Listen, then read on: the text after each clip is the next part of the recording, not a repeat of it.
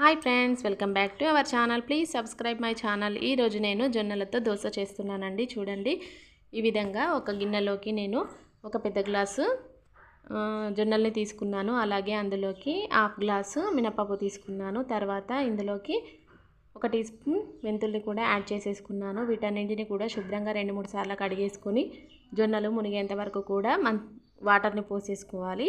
ఒక 4 to 5 hours తర్వాత చూసారా, ఈ విధంగా నానిపోయాయి.